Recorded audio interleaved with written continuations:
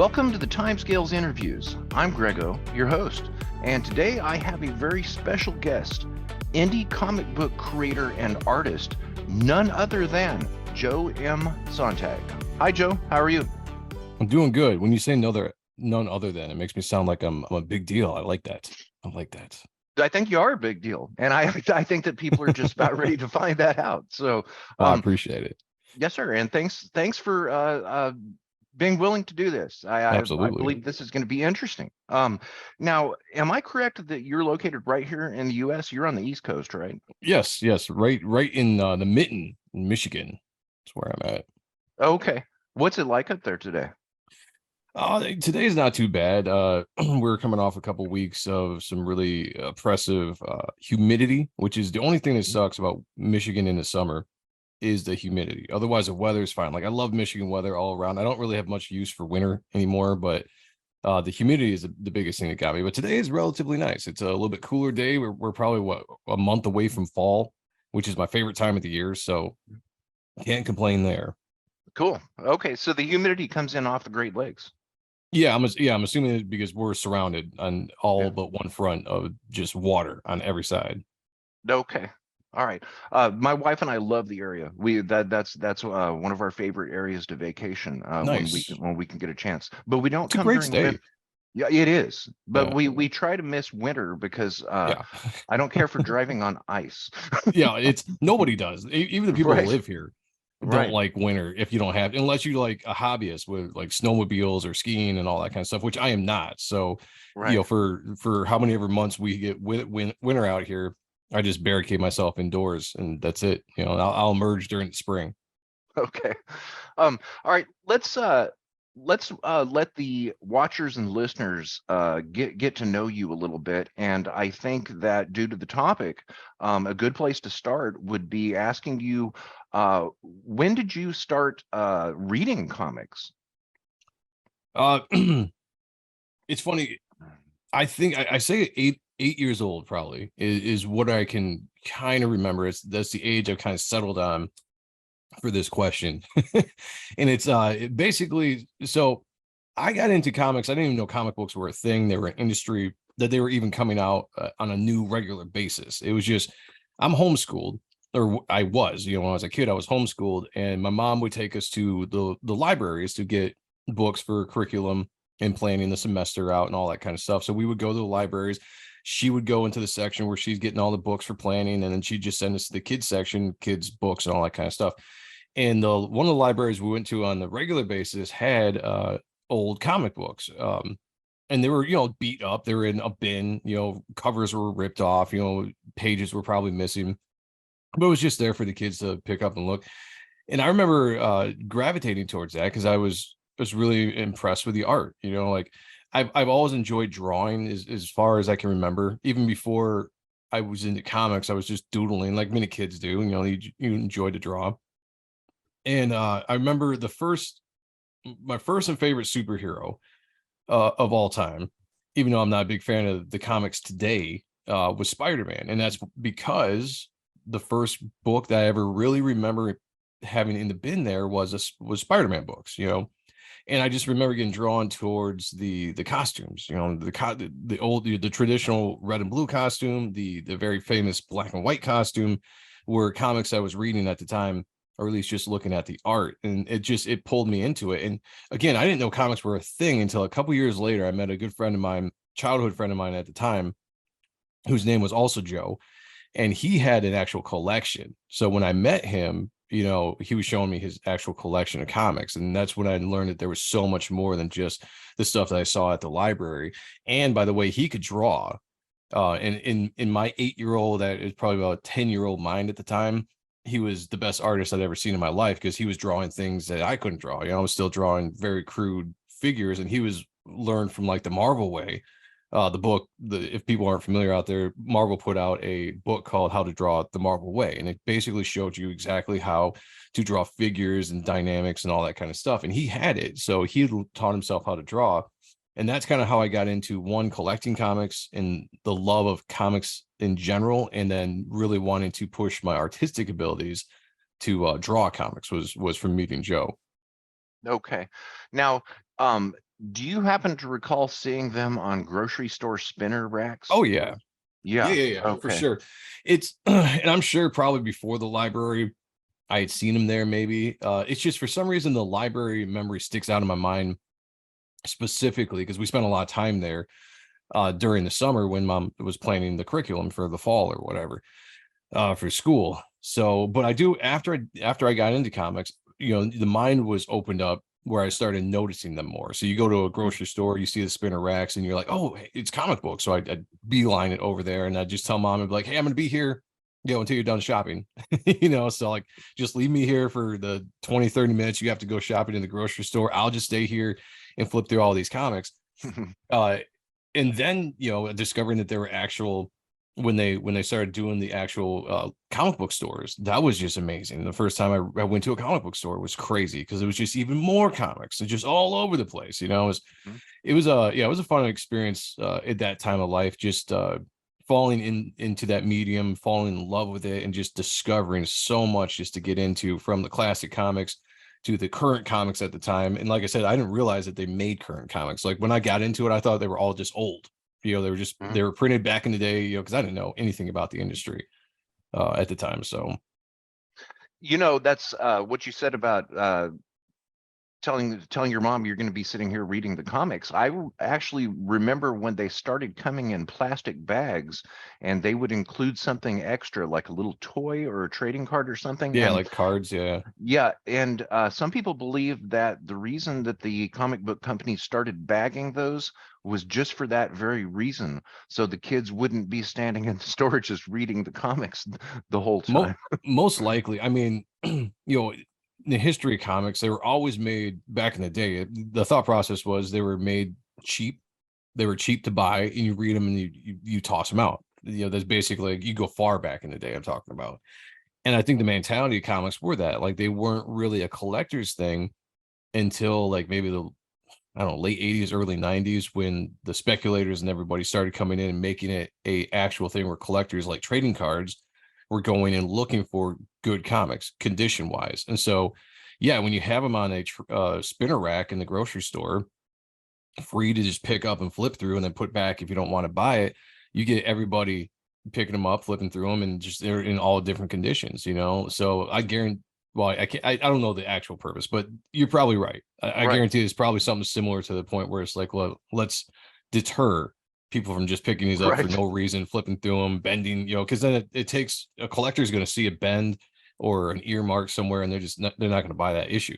right, It won't make money, right, so to speak, in the future. right. Well, I was one of the kids adding to the chaos because I was also standing there reading reading the comics the whole time my Oh mom yeah, shopped. yeah. So, when you first fell in love with comics at the library, do you recall being more fascinated with the art, or did you find yourself becoming engrossed in the stories, or is it a little bit of both? It's probably a little bit of both.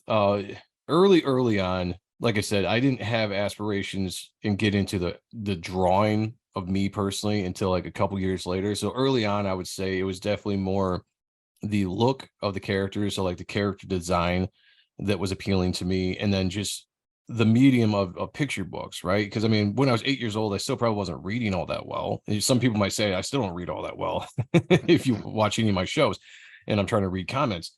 But it was probably more or less just you know I was pulled in by the fantastic art that got me into the story, and then I could just flip through these pages and watch these characters, specifically like Spider-Man. Spider-Man was one of those books where you have a character just doing unhuman like things with the way his body is positioned and contorted, swinging through the city on his spider web, just looking all cool, you know, fighting all these villains, you know. So it was just one of those things that probably sucked me in right off the bat was the character first and foremost, because I probably wasn't reading, to be honest with you, I probably wasn't reading all that much. I was just engulfed in the medium, the art of the book. So it's probably yeah, probably a bit of both. Okay. Now, as far as other entertainment, do you enjoy movies or television? Absolutely, absolutely. I I've been a huge movie and television buff since I was a kid. You know, even you know, obviously, the first thing you do is get into cartoons. At least I feel like as a kid, even before like comics and all that kind of stuff, because eventually you're going to find your way to a TV and you're going to see something on the TV, whether it's Disney movies that your parents have the VHS at the time, or if you're just doing Saturday morning cartoons, or just they used to have cartoons weekdays back in the day, like at 7 o'clock. I don't know if they still do or not, but uh so I was always intrigued with that. And obviously I was always pulled into more of the kid cartoon stuff at the time. I remember when Teenage Mutant Ninja Turtles came out in was it 89 that the cartoon came out, or whenever the Sounds year was. sounds about right. Yeah. I mean, Yeah. that was one of those things. Like I didn't even know what it was. I'd never heard of the comic before. And it was just one of those things you see it on TV and you're just like, wow, like, your imagination as a kid is so great. And that's what I miss about being a kid. When you grow up and become an adult, you can still keep a good imagination, but the wonder and awe of seeing something for the first time as a child is something to behold. I have a 4-year-old daughter. I really like to see it in her as she's discovering certain things that she's getting into, and just really getting into a TV show or characters, whatever it might be, because that imagination is still there, because you can take yourself as a kid and put you into that cartoon or to that comic book, and you're experiencing that stuff, with a vast imagination. So it was one of those things, like, and it never went away. I collected comics throughout my teen years and through my early 20s. I was into I'm still into cartoons. I still enjoy cartoons at 41 years old. It's just it's just it's just fun entertainment. It's such fun entertainment that is as long as it's not abused by the makers, it's very good. I think it's good for your mind, it's good for your imagination, and it's good to good escapism. Get away from the world for a little bit and just dive into another world that can make you happy. Right. So as a creative, do you you've been able to retain imagination? Oh yeah, absolutely. Like I said, obviously when you grow up and you discover the world the way world is, and just you get into responsibilities and working and all that kind of stuff, and a lot of the imagination kind of goes away because people are so focused on what it takes to survive, what it takes to live, raise a family, and all that kind of stuff. And then I guess people like me, I've always had that imagination, and I've always had a will to do something with it, whether it was in the realm of like storytelling and comics and art, or music and writing and stuff like that. Like I've always been very influenced by the odd, I guess you could say. I don't even know if that's the right word, but they're subject matter. Like I've always been big into I got into conspiracy theories because it was fun. It was fun to think about things that weren't like the norm, that you are told what it is. Or you look out in the world and you see your regular life, you see everyday stuff, and then you get a chance to actually think about like the what ifs. What if somebody could fly? Like what if there were, you know so to speak, like I'm just not that I got into this or anything, but just as an example, like what if there were lizard people out there, like all these different Bigfoot. I was always big into the phenomenons of Bigfoot and Loch Ness and all these different kind of monsters, because it fed into the fantasy imagination of the what ifs out there, which is way more exciting to me than regular life. Gotcha. Okay, cool. Very well put. I hope we don't find out there's not a Bigfoot because Oh, me I'm gonna be too. real I, let down. I still believe there is. I I got think so. all the kind of theories out there. A lot of people around here have seen him. So I now, don't doubt it. one other question to get to know you is about music, and I already do know part of this. I'm wondering if you enjoy music, such as when you are creating, when you're writing, and as a whole. But I also know that you are a musician because I've actually seen some videos on YouTube in the past of you performing live on stage. Yeah. So what about music? Oh, I love music. Music's always been a huge thing in my life, going probably as far back as probably even farther back than comics, to be honest with you. I grew up listening to my dad's music at the time because it's about what my dad listened to. So he would listen to his generation of music, 50s, 60s, 70s music. And I gravitated to it. I like There's something about music that's, I use the word magical a lot of times, and I don't necessarily know if that's being used in the right context when I say this stuff, because uh, it can sound odd, but there is something magical about music that can spark the the the imagination, just like in comics. Like it's a different imagination, but the tone of music's, the notes, all that kind of stuff can just gives you that excitement, or it gets into your emotions. There you go. It gets into your emotions. You can feel music. You can be happy. You can be sad, angry, whatever music you might be listening to. And it's something that was always a big part of me. I remember growing up in a small town, and oddly enough, in a small town, I had friends that were specifically in my early teens. I met a friend of mine who was a great guitarist. I mean, at 13, 14 years old, the dude was already playing Metallica. It obviously might not have been as great as, James and all them, but he was at least playing it, and that was so impressive. And then I had another friend that I ended up meeting who was a little bit younger than me at the time, but he was a drummer, and he was same thing, playing Metallica and playing Pantera and doing all this stuff. And so I would always be hanging out with my two best friends, and a lot of times this is before I was into music, but just listening to them jam. And it was just always so fun to watch them jam and play stuff that we recognize. And the energy and excitement from that uh was very attractive to want to be a part of, right? So I've never considered myself as talented as some of the guys that I've shared the stage with or been in bands with. That's why I've been a vocalist for my life. Just I've always been a good front man. Like I can deal with people. I can be out in front of a crowd. I can talk to people. I can rev people up, and then I can sing and I can do all these other things. But it was actually a way to get a part of being in the bands, because I wasn't going to play as good of a guitar as my friend. I wasn't going to play drums as good as my friend. And even if I did, I wouldn't be able to play with them because they already had those positions locked down. Mhm. So to get in the band scene when I was younger, I would do stuff like play the bass, or I try to play rhythm guitar just so I could be a part of what was going on, because I could always sense that there was excitement around it, especially in a small town. Somebody has a talent, like it's cliche, right? They do it all the time in the movies where somebody has a band, people are always very impressed by it, and you always wonder like why. But it's the truth. Like if you see somebody executing some kind of skill that majority of people don't have or don't work to possess, it is very intriguing for other people to want to come and see it, and you see that firsthand, especially as a teenager when you're playing in your garage, and all of a sudden you got 10 of your friends coming and just watching you play, regardless if you're phenomenal or if you're just kind of okay. People are just still like, oh, it's cool. Did you hear so and so has a band? Let's go hang out at their house. And with that comes, girls and all that kind of stuff. So music was a great expression in the teenage years for just socially, and then just kind of getting out there. And it was the first time that I kind of experienced like adoration from people. Because Mhm. I was a nerd growing up. All right, I was skinny. My ears stuck out. I didn't grow into my ears until I was like 21 or something like that.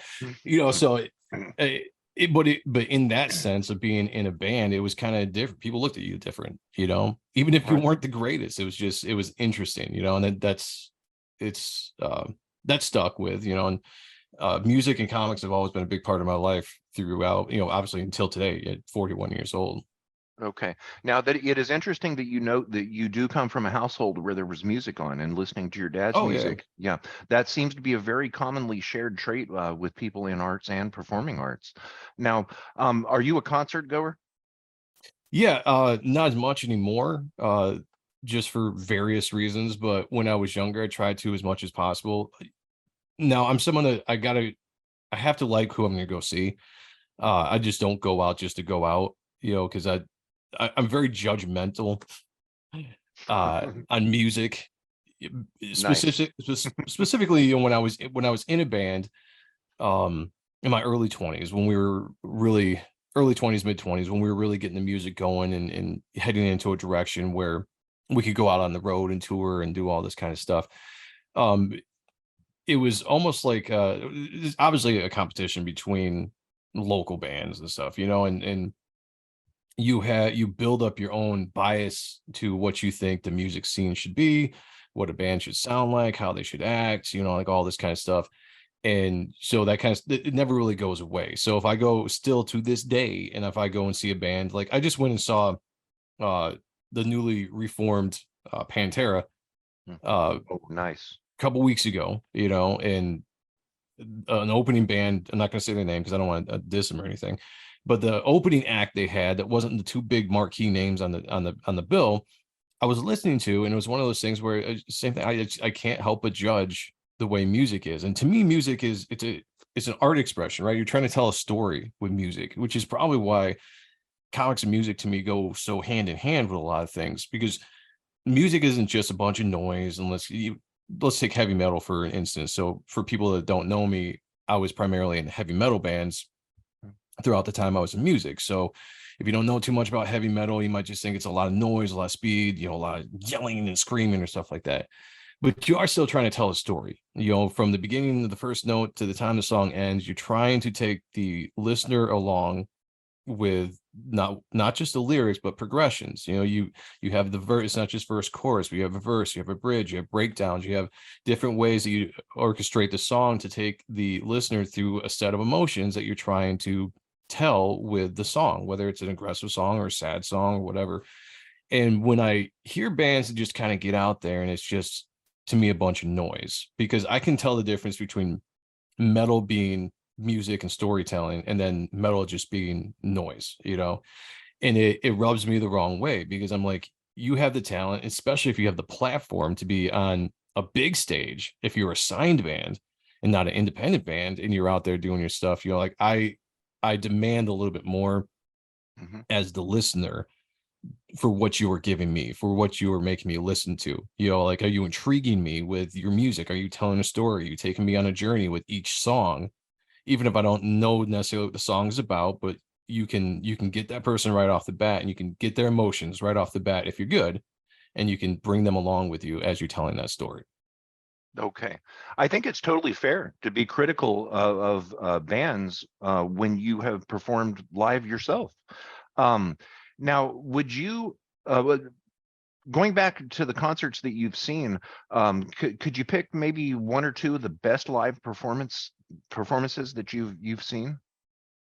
What yeah, for sure. Like, Pantera was definitely one of them. I saw Pantera back in the day and they're great. I saw Pantera with the new lineup with Zach and then Charlie.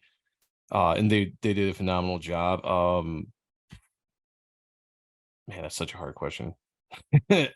There's hardly been any times where I've gone to a concert and I didn't think that they put a good show on, because Mhm. professionals um put on good shows. Now I know there was a knock back in the day, because I know my dad even told me when I was a little kid, and the first time I started expressing wanting to go see my favorite bands play. And the first thing I heard from him was always like, "You don't want to go see bands live, Joe, because they'll disappoint you. They don't sound the same as they do on the records or on the CDs. It's just not the same." And I grew up for a long time just kind of believing that. And whatever his experience was his experience. I don't personally know. But when I actually started seeing bands live, I found that wasn't the case. And maybe there was a time that there was a case. Who knows? Maybe there really was. But lately, and I say lately as in the last 20 years or so of my life, every live show I've gone to has been good. If it's a professional show, you get a professional sound system. That means every instrument and the vocals are they're tuned and they're leveled out to the way they're supposed to be.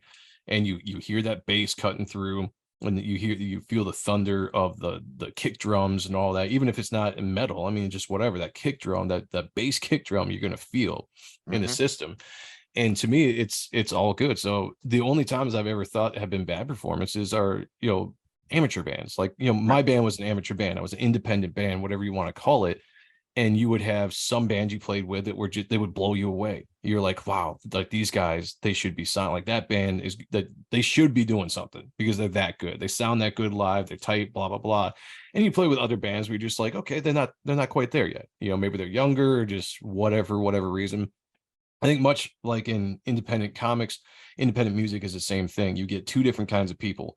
Those are hobbyists that just like to go out because it's fun.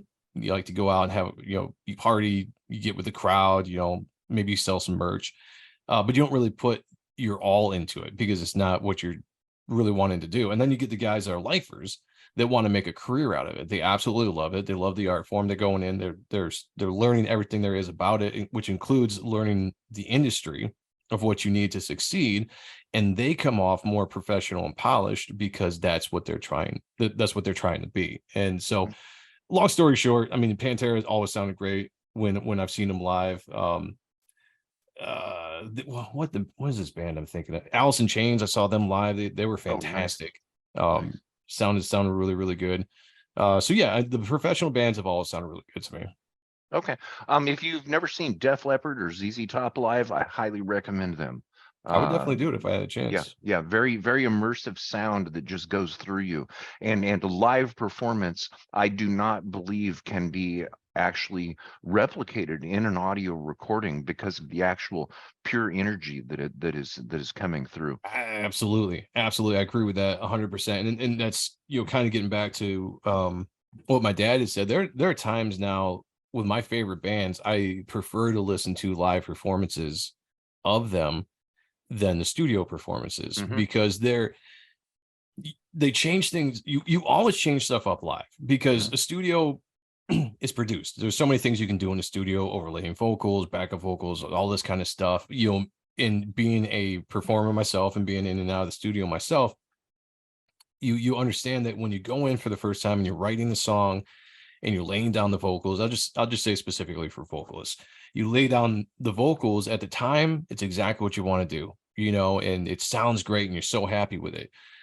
But what can happen is as you're playing these songs live, just out of natural inspiration, one day you might pronunciate something different, or you might put a different spin on the way you kind of tail off a verse, or you say a certain word that's not how you did on the recording, but it sounds really good to your ears. So you want to keep on doing that.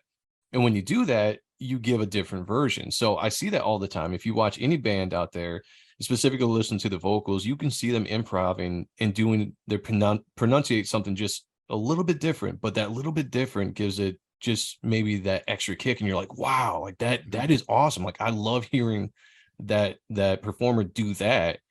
And then when you listen back on the CD, you're just like, oh, I kind of miss it. They don't do it on the recording, So I absolutely prefer the live versions of music. It's one, the energy too. Like you said, the energy, you can feel the energy, especially if it's a pro recorded thing and you can hear the audience and you can just watch them perform. And it's just, yeah, there's just something about it. There's something about, I love live music. Absolutely love it. Wow, very, very well put. I love it. Okay, we're going to jump off into Reaper Destroyer here, but I've got one last question about you. Do you have any crazy secret hobbies that very few people know about, like maybe skydiving or stamp collecting? We now know that you don't snowmobile. Yeah, I definitely know a snowmobile. Nothing that is, out of the ordinary. I probably a boring hobby I have. Like I absolutely love looking at the moon, at night when when it's a full moon or a half moon. There's something about the sky that I absolutely have always loved. It doesn't even have to be nighttime. There are times where we'd be on tour and we'd be driving down the highway and I'd just be looking out the window of the van or the bus or whatever we happen to be on at the time. And I'd just be staring up at the sky and especially like the summer clouds that you get with like the big rolling massive clouds are just huge. I get lost in the beauty of it, more like dusk and dawn, the way the sun can project onto the clouds and you get such beautiful colors all the time. It's amazing to look at. The night sky, if primarily up where I live at, the stars can get kind of knocked out by the surrounding bigger towns and cities.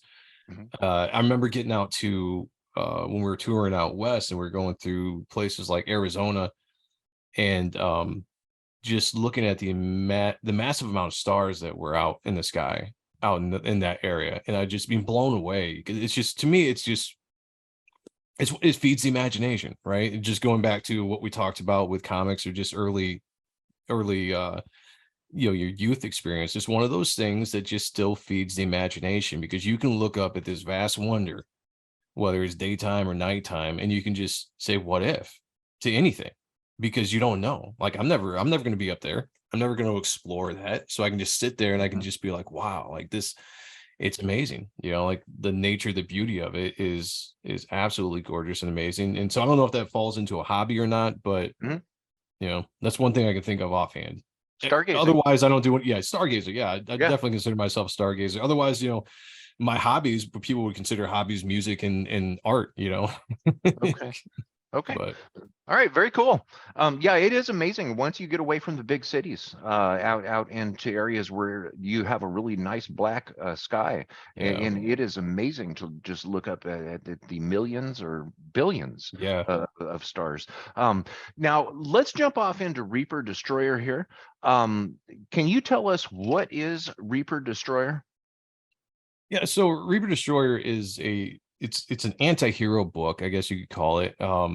If any of your listeners out there are familiar with comics and you're familiar with the 90s anti-heroes that came up, like Spawn or the Darkness or characters like that, it's very much rooted into the darker superhero take. And it's not really even a superhero because I love superhero books, but I never wanted to write a superhero book because I think there's more dynamics you can get into storytelling when you're telling a story of a flawed character as opposed to a character that you know maybe got these superpowers and wants to do good with them. You know, like there's good stories out there, there's great characters, but for me personally, I wanted to tell a story of a character that didn't want to be in the situation they were in. You know, that were kind of forced into the situation. It almost kind of follows this thing that we call like the hero's journey, which is it's a staple for storytelling going back to for thousands and thousands of years in storytelling in general. It's called the hero's journey. Star Wars is a great example of the hero's journey. It's you know, you have an ordinary character in Luke Skywalker that has a calling. Someone comes and calls and pulls him into this fantasy world where all of a sudden now you are this focal point, you're the one, and you go through this journey called the hero's journey. It's something that can help the audience relate to the character for various, you know, ups and downs. You know, you see the character struggle, you the character learn, the character struggle, the character get defeated, the character rise back up, and then ultimately get that glory, get, you know, get that big finish. That's why Star Wars, it's a very good example. That's almost like the hero's journey to a T. George Lucas was like, I'm writing that story specifically with all the hero's journey beats, and I'm putting it in there. And it was an extreme success, which is why that storytelling has always been tried and true. The book itself is about a man named Matthew Walker who's trapped inside this supernatural suit of armor that's in it's inhabited by the ancient spirit of death, or one of the ancient spirits of death at the same time, who's trying to possess Matt and take the power. Now, when I say he's trapped, he's more like he's been imprisoned. Why is he imprisoned? Well, we're going to find that out. Who imprisoned him in this armor and to what end? We're going to find that out in the book. The book is very much shrouded in mystery because I like mystery. I like to take the reader on the mystery as the main figure, the hero of the book is, or the comic is, finding that out themselves. Like I don't want to tell you too much right off the bat. I want you to discover the story as we go. Mhm. So the first issue hasn't come out yet. I'm still working on it, but I don't jump too much into the story of the first issue because there would be heavy spoilers, you know, and Okay. that's absolutely what the book is designed to do. But it's my love of storytelling comes from, I'll just say this for people that are wondering, like tone of story. I love world building in general. So if you go to some of the best world builders like J.R. Tolkien, right? Mhm. In the way he was able to create his own mythology along with languages. Now I don't get into the languages. It's not my expertise, you know, it's not me. But I do like having a world that I've created from beginning to end. You know, so like I created a world, I know what happened in the beginning, I know what happens at the end. A lot of it is based on so I grew up Christian, still am Christian, but there is a belief of the creation of the world. And if you jump into Christianity conspiracies, like I said before, I'm a big conspiracy buff, Mhm. conspiracy theory buff. There are all these different stories of ages before the creation of Adam, you know, and things that happened back then. And you can jump into other conspiracies like the ancient alien theories and all that kind of stuff. And once you start taking all these different, you know, fanciful ideas, you start kind of seeing a world that's being presented to you or to me, like I did, and start seeing like something that could be a very good story crafted out of it, you know. So I took a lot of the beginning of the world, basically, and this won't go into spoilers. I'll just tell you about some of the characters in the book. Okay. Besides Matt, who's the main character, and Apophis, who is the spirit of death. Those are basically the two main characters that are at odds with each other the entire time. There are these characters in the book called the Elder Sons, and the Elder Sons are an immortal race of humans, you know, and I base them. And this might, if anybody's interested in this, you can kind of go into the stuff I'm looking at, because I talk like people know what the hell I'm talking about with some of this stuff, and I got to remember sometimes you don't, because you probably haven't dove into the same kind of, you know, research and materials I have. But the Elder Sons are based on characters in the Bible called the sons of God, who in the Bible were angels that came down from heaven, mated with female women, and they created the Nephilim, these monstrous beings and giants and stuff like that. They're also created on a theory that's called the gap theory, which is basically a period of time before Adam was created. There was a whole nother Earth, a whole nother time of Earth that is not recorded. It's been erased from history. And I was like, that's such an awesome idea for a story. So I created these characters called the Elder Sons, and they are the original inhabitants of the world. They were the original human beings. They were mortals, and they all had different kind of powers, I guess you could say. Not necessarily superheroes like you'd see Superman and all that stuff, but they were more so than the regular person is. And for a reason or other, I won't get into it, they destroyed their world through, let's just say, war, right? They destroyed their world through war and through destruction, and a remnant of them went into hiding and was still there when Adam was created and when the modern day world was first expanding on the earth. And these humans, though, seeing that they were similar in look and feel, started mingling in with the current humans and decided to have control reigns, because they were smarter, vastly smarter, technology, all that kind of stuff. And they became like the royal bloodlines and all the stuff you see in conspiracies, the Illuminati, and just, you know, anything you want to talk about that have directed the course of humanity through war, through whatever benefits the ruling elite. That's what these group of people have become. And they're essential bad guys within the book, some of the bad guys. And they're basically the people that are running the world behind the scenes and controlling all the powers. The reason why Matt's important to everybody inside the suit of armor is that he possesses some kind of power within this armor. It's almost being harnessed like a battery, and there's a war to try to get that. Who's the first immortal that can get that, to use that to whatever their means might be. Um, that's as far as I'll go without getting into spoilers, because Okay. Yeah, no spoilers here today. because yeah, because I could go on, and I don't want to ruin anything for the first issue, but there's just a little bit of a backup story, you know, just as far as the world that we exist in today. You know, it's modern day, but it's also the mythology of all these characters from the dawn of time to now. And the dawn of time could have been whenever, you know, like millions of years ago, you know, who knows? Right. But it allows you to have such an expansive ability to tell a sci-fi story still within like a modern day lens, I guess. Okay. Wow, this sounds awesome. I cannot wait to get this. Now, it's my understanding that you wrote and illustrated this.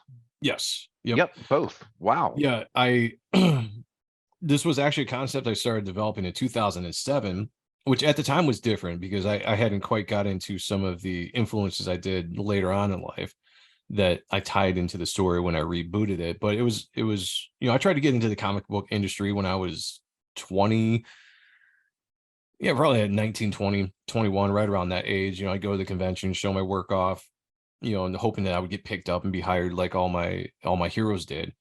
And when that wasn't seeming like it was going to be something that was going to happen, I decided to look into other areas. And the independent scene has always been something that's been alive since forever. So I was like, all right, well, if I create my own book, I can try to get that out there and get it picked up. So this was a character I created back then, and for whatever reason, it didn't go the way I wanted it to go. And then I got opportunity to get into music, and I spent 10 years doing music and touring and stuff. And when I got back into comics, you know, I dusted the story off and decided I needed an update.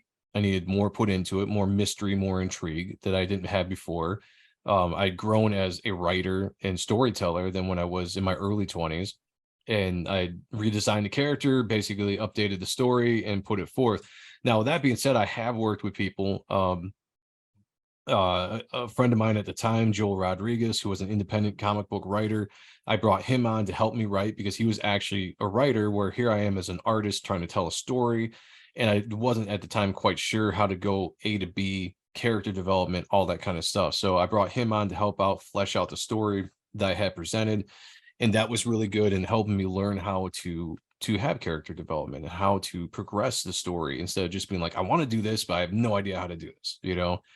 And currently, right now, Mark Polton, who is another independent comic book writer, is on the book as well. I have him listed as a writer, even though I am the primary writer. He's basically there like to help out with stuff if I run into like a dead end, or I'm just like, hey man, like I'm not quite sure how I want to do this. You know, I have any thought processes, and we could work through that. And he also kind of helps me with scripting sometimes.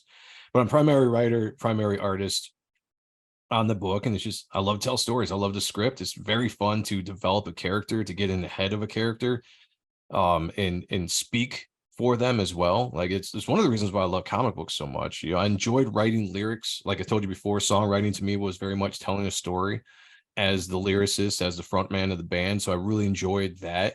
And this is just a bigger expansion of telling a story. But now it's fully my characters, my world, my vision. You know, I can do anything I want there in it. I can change stuff up. You know, I'm not beholden to anybody. You know, it's just the ultimate freedom in my mind when it comes to independent comic books. Okay, wonderful. Now, I was going to ask you if you've ever experienced writer's block or creative block, but you did just confirm that, I believe. Yeah, for Where sure. and you have a backup plan for that. Yeah, and Uh, I even run into writer's block, whatever the equivalent would be for drawing. You know, mhm, I think any creative person that I've ever talked to runs into the same thing. You know, right. for whatever reason. I have no idea why it happens. I don't think anybody really does. I mean, you could be clicking on all cylinders and just pumping out some of the best stuff you've seen, and you're on this ultimate high of confidence, right? And you're just Mhm, like, man, I'm nothing's gonna hold me back. And then one day you sit down at your comic book or your table or board or whatever it is you're drawing on, and almost just like I forgot how to draw. You know, like all of a sudden everything I'm doing just looks horrible. And you go from one day to another like that, from producing the best work you did the day before to all of a sudden now just struggling, you know. mhm, I don't know what it is. It might be a creative thing. It could be you living in your own head, judging yourself harshly, you know, more harshly than you should when you're just trying to actually get stuff out. But we're a lot of times our own worst critics. You know, we judge ourselves against the best, which you should never do. You mhm. absolutely should never judge yourself against the best. Judge yourself against who you are at the time, skill wise, uh, and all that kind of stuff. But yeah, I experience it for sure. It's always a pain in the butt, but you got to get over it. You just plow through it. Okay. All right, very nicely put. Now, Reaper Destroyer, do you call it a comic or is it a graphic novel? And how many pages are in the first book? Yeah, it's very much a comic book. The popular thing in independent books right now are to do graphic novels. And the only reason why I don't like graphic novels is because a lot of times those stories they're one and done. And that's why some people like them. They like to pick up a book that's like 60 some odd pages long and read a story from beginning to end, and then just set it down and wait for like the next big story to come out. I've always liked the serial version of comics. They're called floppies, like the classic comic book you would see in the store. I've always enjoyed that because when you read a comic book, it's an ongoing story or a mini series, the comic books are set up in a certain way that you have cliffhangers at the end. It's almost like a TV series. Mhm. And the way I write is very much like a TV series. Not necessarily old school TV series, but like now, like the streaming service TV series where you get like 10 episodes come out, and every episode is dedicated to the progression of the story. And every episode should end in a way that makes you excited to see the next episode. Like, oh man, what's going to Mhm. happen next? That's what I like about floppies. Whereas in the graphic novels, it's just you read the story, it could be very good, it could be fantastic, but then it's over. You read the comic, which mine is very much a comic. It's 44 pages, so it's bigger than a comic. It's actually twice the size of a regular comic. The normal size of comic books are 22 to 24 pages, sometimes 32 pages. But when you get to a 44 pages, that's like basically an oversized book. It's a double-sized book, but it's printed. It will be printed in a floppy version. So it has that feel of a comic book, and it's going to tell you a story. And at the end, it's going to get you to a point where it's going to give you like cliffhanger ending, because I'm trying to get you hooked into wanting to continue the story when the next book comes out. Um, so yeah, some people like Okay. that, some people don't. It's just it's all a flavor. But I grew up loving comic books, and that's what I wanted to make. So I was like, I'm doing comics, not graphic novels. Okay, cool. So 44 pages. Is the definition of a book in the US 32 pages? I seem to remember reading that you have to that an actual standard book needs to be a minimum of 32 pages. I think a librarian told Interesting. me that. That Yeah, I don't know. yeah. That would be something new I learned today if that's the case. Okay, well, when I've you actually mentioned, never thought about it before. yeah, when you said the number 32, that's what made me remember that. So, um, next question is, we're about halfway through here. Are you hanging in there okay? Yeah, doing good, man. Yeah, okay, cool. Now, do you have an educational background in writing or art? Nope. Nope. Okay, Self-taught. Just nice. self-taught all the way. Self-taught. Okay, Yep. that seems to be very common. Okay, very cool.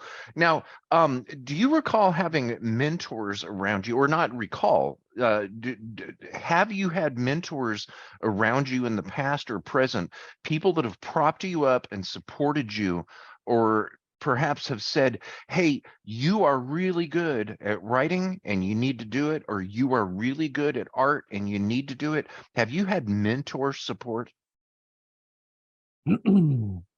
I guess depends on what you would call mentor support. As far as like when I think of mentors, I usually think of people within that industry, or the ability. Like, so like if there was another artist out there, another writer that could recognize talent in somebody, and then encourage them and you learn from that person. I would say I probably haven't had any of that in my life that I can think of. Obviously early on, my biggest support was like my mom, who was Okay. always encouraging of me for drawing and getting into that. Me, when she saw that had a love for something, she was always trying to push that forward and get more out of me with it, and just support everything I wanted to do. I mean, she was the first person to take me to a comic book convention, and anytime I expressed interest in that world, she wanted it to help out as much as possible with that. So encouragement wise, and my dad was there too, but my dad was always working. But because my mom, we were homeschooled, so my mom was always there. Later on in life, besides just my mentors were people that didn't know me, right? That never met me in my life.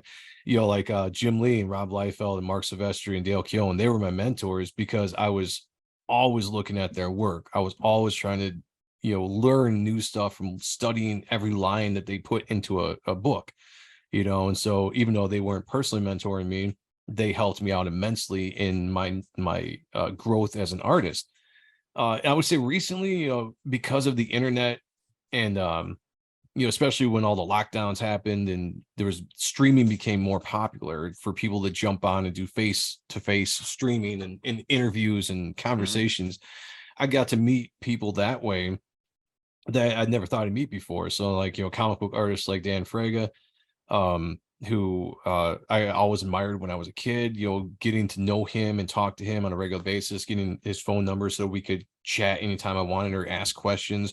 That's kind of like a mentor where I could ask and be like, hey, like, what do you think about this? And he could give me feedback, and that would just help in a way, one of my co-hosts on my shows, I have two shows that I do on YouTube. One's called Appreciating Comic Book Art Live on Tuesdays, where we look at comic book art and we appreciate it, because that's Yep. what my passion is. One of my co-hosts on there, Kayla, she's a editor, an independent editor and writer herself, and she was one of the first people that when she read my ash can that I put out for the first time, she was really impressed with the writing. Now it's just I don't consider myself a writer. I consider myself a storyteller. I'm an artist storyteller, so I hadn't had a lot of feedback on my actual writing. And she was one of the first people that actually came forth and was like, loved the writing and told me why she loved it and told me, like all these things that she saw within my writing. And she's been somebody that's been a very big supporter of mine since then, that I'll always send her stuff that I write. and just get her thought on it. She's a very good writer herself, better writer than I am, and she can give good feedback and just I'll also give that support and praise, be like, yeah, this is really good, or you're the direction you're going, I can see it, and that look is awesome. And at the same time be like, if you did something a little bit different here, or if you tweak this here, this would blah blah blah. So she's been a big I guess you could say mentor when it comes to Mhm. stuff like that as well. So they're just all around. I would say nobody, again, like nobody in the industry specifically that has taken me under their wing for years or anything. Just people I've met here or there that have offered some help whenever I've asked for it. So Okay. All right, cool. Now, do you have an editor for Reaper Destroyer? I do. Mark Polton, who is listed on there as writer, he's also listed on there as editor as well. So just with his experience with comics, 'cause he was in the industry too before the indies. He worked for DC, he worked for Image as a writer. So he was like, I'll edit your book as well. And primarily that's what he's doing, is editing. Like that's his primary job. And then he'll also help out with some scripting. And, if I have thoughts when it comes to writing, he's there as well. But he's there to basically, make sure that, everything looks good and professional. Because that's the biggest thing when you're doing independent work. You almost have to be more professional than the professionals, right? Because you're always going to be judged by the professional industry, by readers. So if a reader is coming from reading Marvel, DC, or whatever, and they're used to a certain quality as far as the way the industry is, and they pick up an independent book, and they pay the money for it, they don't want to open it up and see, spelling errors, or stuff that just looks odd, because they're going to feel gypped for Mhm. spending money on it, and it could turn them off to buying the next issue you put out. So you want to make sure that if you can, you get that book as professional as possible, even more professional than the professionals, so that book impresses the people from the independent scene. Okay, nice, nice. Now, when I first started studying this independent publishing group of artists and comic book creators, um, it was through your show and through Michael Bancroft. I love your YouTube show, which is Appreciating Art, Thank you. and then Desolate Souls Studios. Yes. I started hearing this talk of CG. Of Yeah. CG, that CG that, then I learned, okay, CG means Comicsgate. And Hmm. I started learning a little bit more about Comicsgate, and I find it to be interesting. And I'm wondering, what is your take on Comicsgate? Yeah, it's funny because Comicsgate can mean different things to different people depending on, I guess, who you are. Okay. And I would say don't anybody go Wikipedia it, because there's a absolute bogus Wikipedia article on what Comicsgate is, and it's complete utter trash. You know, Okay. Comicsgate to me is all about respecting the customer, respecting the reader, respecting the product of what comics are. So I I, I'm not gonna. I don't want to try to take this political, but it does come from a political point where Comicsgate was born. All right, when you look at our industry as a whole, entertainment as a whole, obviously we're talking about comic books, but entertainment. There was a point in time over the last, I don't know, 10 years or so, where very heavily forces have kind of come into the entertainment business that have tried to infuse and preach narratives, certain political point of views, certain social economical point of views within to the industry itself. And I don't know if they did that because they're trying to reach, a new audience with their take or whatever. But the problem is that people would come in and they would just kind of preach one side of what they felt was right. And so you would alienate potentially that other side. And I'm trying to keep this vague, because as far as anybody listening to this that don't know what it's about, again, I'm trying not to get political. You guys believe whatever you want to believe, do whatever you want to do in life. Most of us, that's how we feel. But when people were starting to see that their characters in the industry were being changed, and by change, I mean like a writer, let's say, comes on to Spider-Man or something, and instead of taking that, 60 years of history and character development of what the character is, we know who the character is, how he acts, how he thinks, how he is in this situation, and a new writer comes in and says, well, this is how I feel about certain stuff going on today. I want to do commentary, so of today, and I'm going to infuse my thought process into this character, and I'm going to change the way that he kind of thinks or the way he kind of acts, because I'm projecting myself through a character. and you see that character change, and all of a sudden you start voicing your opinion. Well, the issue, the thing you can't do in the industry this today is voice your opinion on what is being done, because you're instantly labeled as this or as that, because you're just saying like, hey, that's not my Spider-Man, that's not my Superman, that's not how they're going to act. So there was a movement that was kind of built out of that became Comicsgate. Now there are tons of different people in Comicsgate for different reasons and different goals in mind, but the biggest thing with Comicsgate to me is the freedom to be independent, tell stories that relate to everybody without having to push any kind of political narrative on your readers.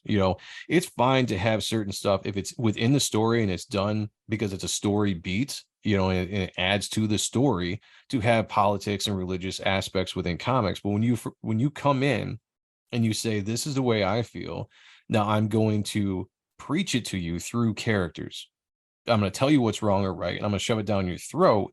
Mhm. That's what the industry is kind of doing, whether it's politics, whether it's religion, whether it's sexual orientation, or anything that's going on today.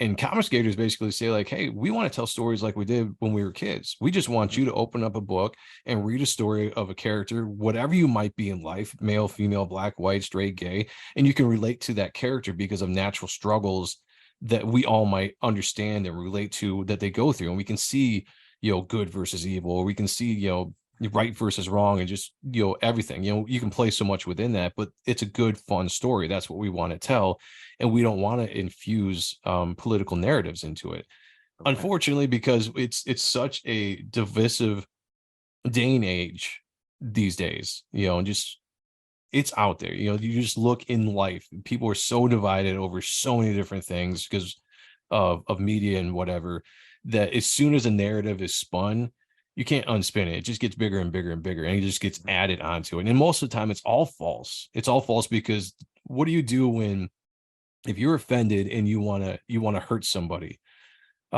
you say something about them that's blatantly not true, but you say it in a way that someone that doesn't know them hears it, that's what they think.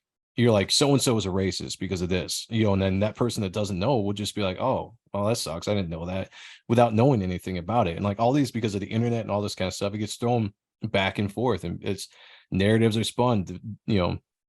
The divide has happened, and it's Comicsgate. If you ask somebody that hates Comicsgate, will tell you that Comicsgate is a right-wing organization. It's full of a bunch of racists and bigots and misogynists, that hate gay people and hate black people. And it's not the truth. It's just a narrative that's been spun because there was pushback on an industry, and they didn't like the industry, or they didn't like the pushback. So what do? They're going to try to bury it. And the biggest way you can bury it is with a bunch of nonsense and lies. So anybody that spent any time in the chats, like you said, you've watched my show, you've seen Bancroft's show, Desolate Soul Studios.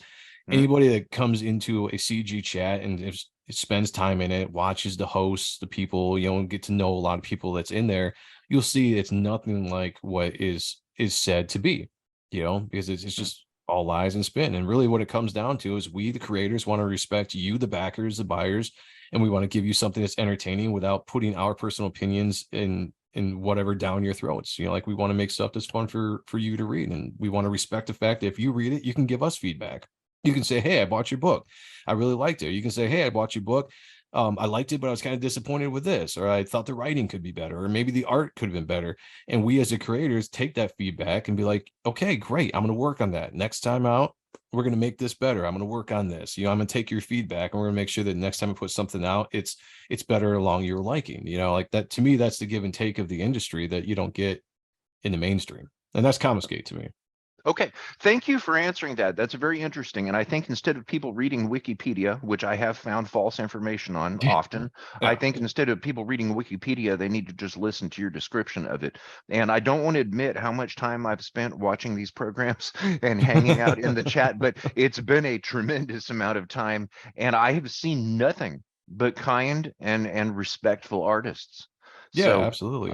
uh, now jumping up back to Reaper Destroyer here. Hmm. Um, I am wondering how you are marketing it specifically. Are you only using Indiegogo? And speaking of Indiegogo, by the way, congratulations. I checked that this morning. Dude, 65 grand?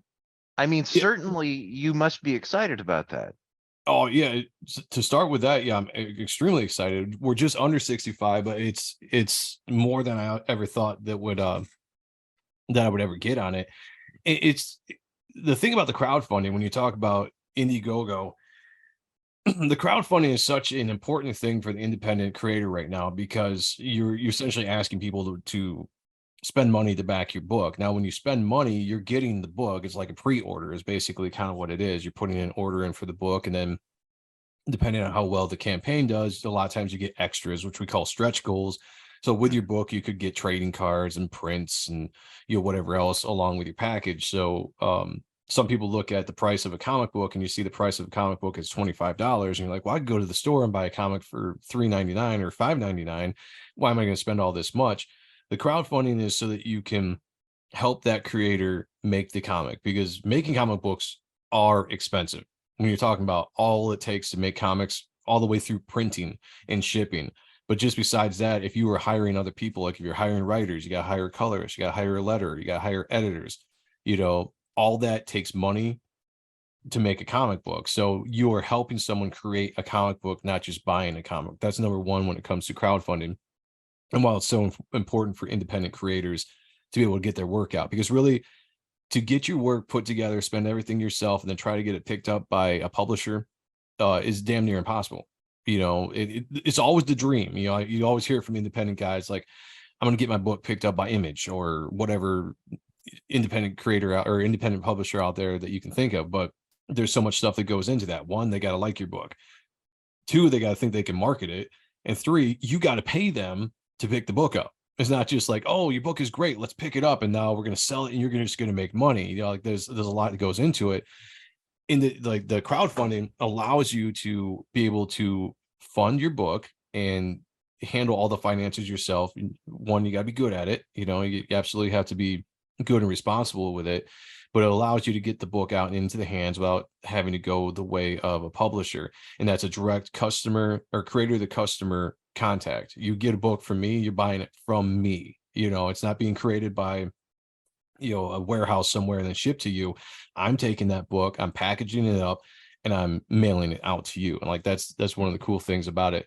The amount of money I've made off it was fantastic. I was blown away. I is the way I look at it is, if you give something that's appealing, good character design, really good art, people are going to come out and buy it, because we buy comics, specifically speaking, because you love a great character design, you love the look of the book. Like that's what attracts me to a comic book. That's why I'm going to pick up whether an independent book or a book on the shelf, is the way that it looks.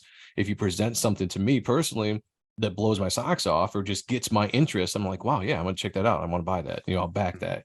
I think that's one of the success to failure rate could be that, like, quality of book. My personal philosophy on anything, whether it goes back to music, was be professional as possible. When I was in music, I wanted to be the most professional sounding band, recording wise, live stage wise, how we presented ourselves. I didn't want to come across as a local band or an amateur band. When we walked into, whether we were playing a bar or playing a big venue or playing a festival, I wanted people that saw us for the first time to come away with a feeling that we were a band that was signed and we're doing things.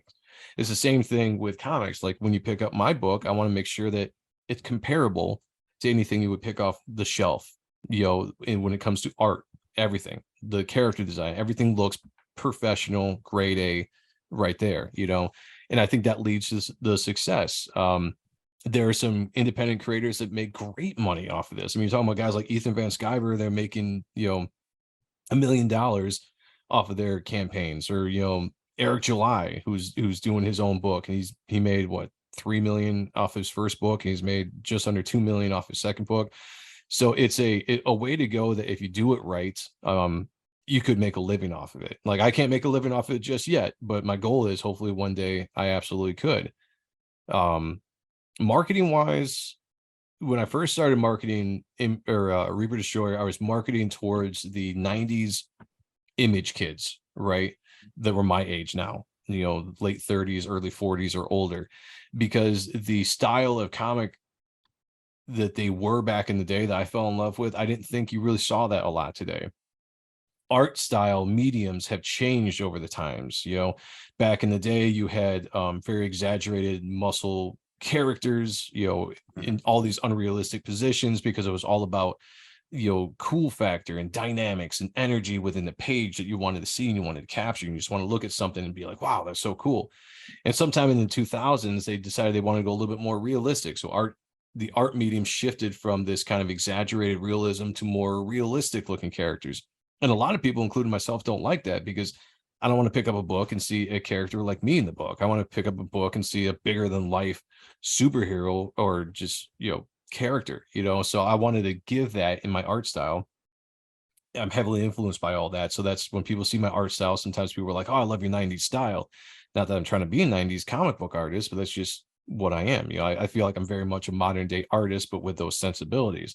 So I started pushing it to people I thought would be attracted to it in that aspect. And I very much did get a whole heap of people that were like, man, we've been waiting for a book that looks like this since, the 90s, or this reminds me of the stuff I looked at when I was a kid. I can't wait, that kind of stuff. So that was the original way I kind of pushed and marketed the book, and to great success.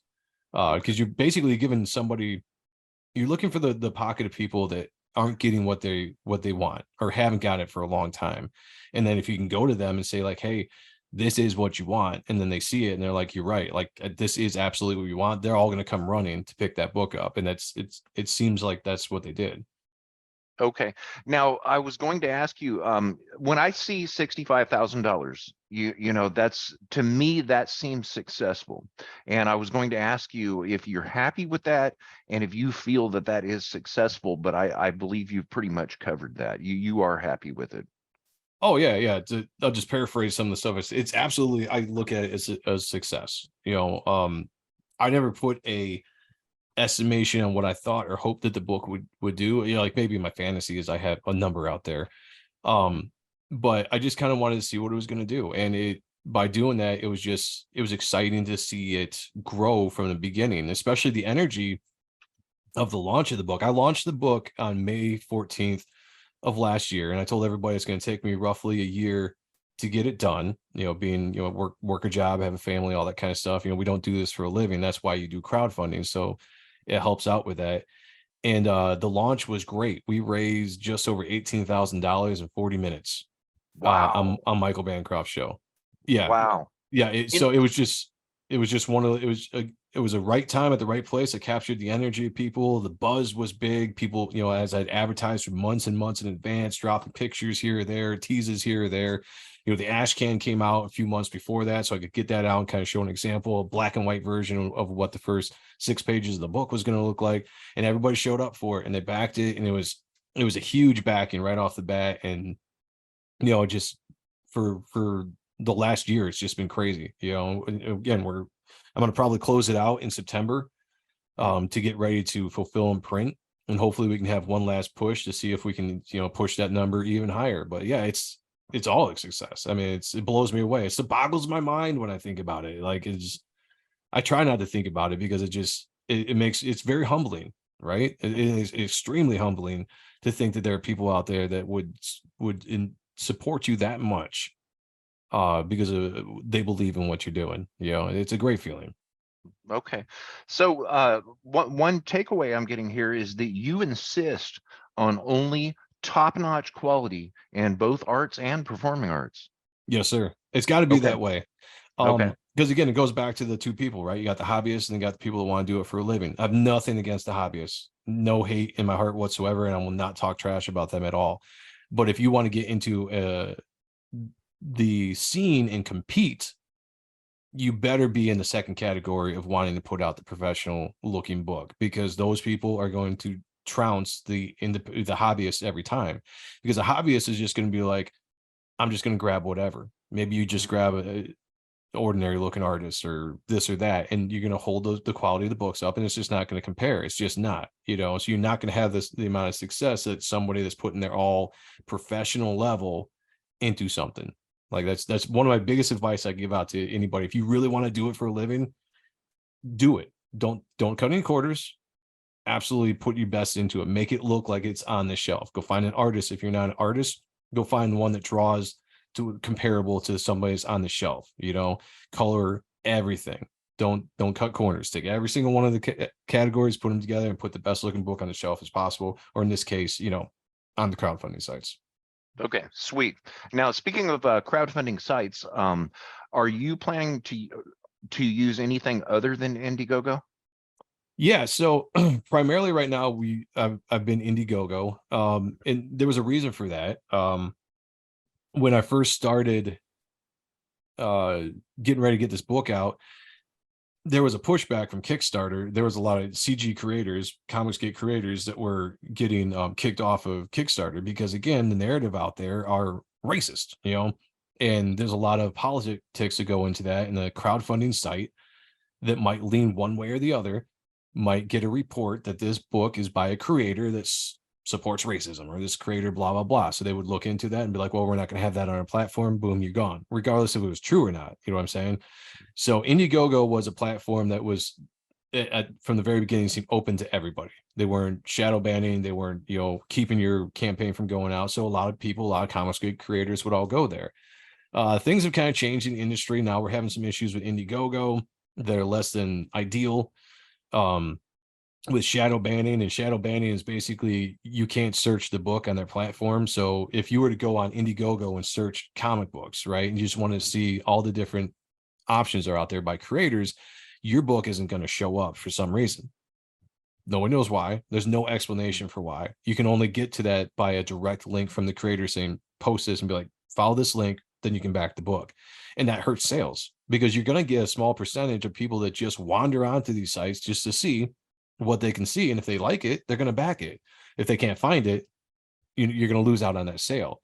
So there have been some guys that are going over and testing out Kickstarter. And my personal philosophy is if you trudge through all the BS, if you wade through all the BS, my point is, as a creator, as a businessman, I want to get the book out to as many people that can see it as possible. So that's the crowdfunding sites. That's my own personal website that I'm working on. There have been creators out there doing that now with some really good success. By the way, you don't have to pay all the 5%, 7% fees to Indiegogo and Kickstarter that will take away thousands of dollars away from you because they're hosting the platform. You can keep that money and put it towards the building of your company or your book or whatever. And also when a book is printed, the idea, the long-term goal is to get the books into the stores, whether it's comic book stores or Barnes and Nobles, Walmart, wherever they take books is where you want to get it. So the overall picture is to get it everywhere that somebody can read it. Right now, I'm primarily on IGG. That's going to change. When I launch issue 2, I'm going to launch it from my own website. I will also have a variant cover campaign on sites like Fund My Comic, and I might have a version of the campaign on IGG and a version of the campaign on Kickstarter. What you don't want to do when you're doing all these different sites is put the same campaign all over the place with the same options. You want to give something different that's exclusive because there are different groups of people that go to different sites. There's different backers on Kickstarter than there are on IGG, which is Indiegogo, or your personal fan base that follows you around. So if you give an extra cover on this site because it's on Indiegogo, you give it an extra something on Kickstarter, you give an extra something here, it allows people to feel like they're not getting gypped, and the people that back on one site aren't being gypped either. Just you provided the best you can. There's also going to be people complaining. That's another thing for any creators out there. You're going to run into people that complain all the time. And it really used to get me down because you want to please everybody. And you just realize you can't. Just put the best thing you can out there. Who are going to like it, they're going to like it. Those that don't, won't. And it's not the end of the world if you get people that talk crap about it or don't like it, or you get bad feedback. It's not the end of the world. Just keep on doing what you're doing. But yeah, absolutely. To answer your question, because I do ramble, sorry. No, If you've that's watched my great. show, I like to talk. Yeah, So no doubt, no doubt. yeah. I actually just thought of one other thing, and then we're gonna move on. Fund My Comic. Have you heard of that site? Fund My Comic. Yeah, Fund My Comic, Yeah, FMC. Yep, that's it's a newer platform by Luke Stone and a bunch of other guys. That basically that idea came out of the fact that IGG was shadow banning a bunch of Okay. creators, Okay. and they wanted to create a platform that was friendly to everybody, and they could control it. So there would be no shadow banning. There would be no political bias for anything. It was a safe haven for anybody to come and put a comic book on. So they're a smaller platform. They just launched this year, so they're still growing. They obviously probably don't have the reputation that the bigger ones do, but it's definitely a good place to go if a creator wants to put a book on there. It's as far as I know, and I haven't worked with them just yet, but I do know other creators that have. And it seems like customer service wise, they're very good for creators getting problems solved, all that kind of stuff when you go and put a book up there. So it's definitely it's like the independent, it's like the independent crowdfunding Mhm. site for the big Okay. boys that are IGG and Kickstarter, you know. Okay, cool. I'm learning here, and I like to see how that falls in place. And I appreciate you're going into detail on things like this, Absolutely. because this is highly educational, and somebody is going to watch this that is wanting to learn from you. Somebody that has a dream or a goal, and we'll get there in just a second. We're about to wrap up. Thank you for hanging in there. We're getting near the end. Absolutely, absolutely. What I'm wondering is, how does it feel when you get a new backer, each individual new Mm, backer? And I have this picture in my mind of where you may be sitting there at the board, and then glance over at the computer, and I guess it would be an email that pops up that says yeah. you have a new supporter or something like that. Yep. How does that feel as those come in? Oh, it's amazing. It's uh it's like a dopamine hit, right? Like Okay, okay. anything, it's almost addictive to a point. Like it's something you gotta be you gotta be able to control. Because okay, for me, I can only speak for me, you know, obviously.